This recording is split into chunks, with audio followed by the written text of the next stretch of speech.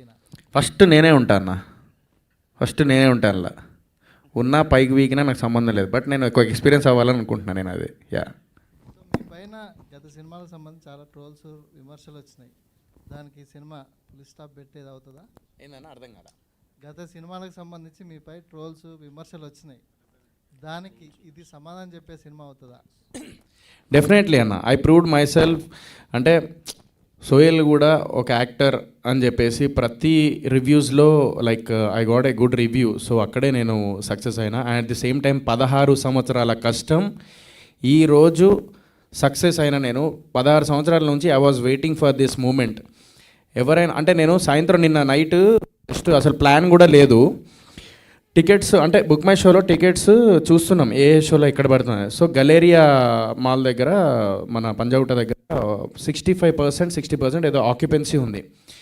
Literally shock అయిపోయినా నేను. నా ఏ సినిమాకి అట్లా లేదు. వెళ్ళిపోయినా డైరెక్ట్ సినిమా అయిపోయిన తర్వాత. వెళ్ళిపోగానే అందరు వచ్చి హగ్ చేసుకుంటున్నారు. ఒక పెద్ద ఆయన అయితే you gave such a wonderful movie, first time చాలా రోజుల తర్వాత ఒక ఫ్యామిలీతోని వచ్చి సినిమా చూసిన నేను అని చెప్పేసి literally he was appreciating me.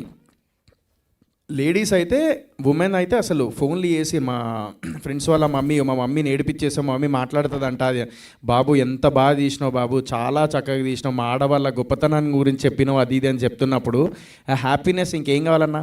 Cinema అనేది ఎప్పుడైనా నేను ఏం నమ్ముతా అంటే మాస్ ఆడియన్స్ అంటే రక్తపాతాలు ఉంటే ఒక జానర్, ఒక మొత్తం అంబార్ తంబాకు వేసుకొని మంచి ఆటోలలో రిక్షాలలో తిరిగేటోడు మొత్తం మాస్ మసాలా ఓడిపోతాడు.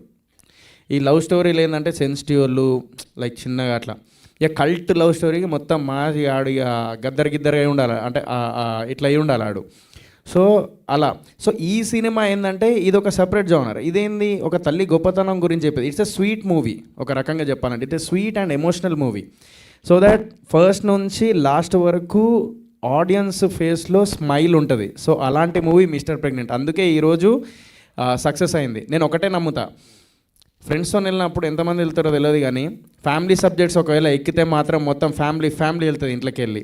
ఎందుకంటే ప్రతి సంవత్సరంలో ఎన్ని పండగలు వస్తాయో తెలియదు, కానీ ఒకవేళ ఒక ఫ్యామిలీ సబ్జెక్ట్ వచ్చిందంటే మాత్రం ఆ రోజు థియేటర్లో పండగే మొత్తం. సో అలాంటి పండగే మిస్టర్ ప్రెగ్నెంట్ ఇచ్చిందనమాట. యా. అభిషేక్ బ్రదర్, ఈ సినిమా చూశాక మీ వైఫ్ రియాక్షన్ ఏంటంటే మీ రోల్ చూశాక? అతను అడగండి, వెనకాలనే ఉంది. మా ఈ సినిమాలో వచ్చిందే ఛాన్స్ పే డ్యాన్స్ అని చెప్పేసి వెనకాల వైఫ్ క్లైమాక్స్లో పెట్టిండు.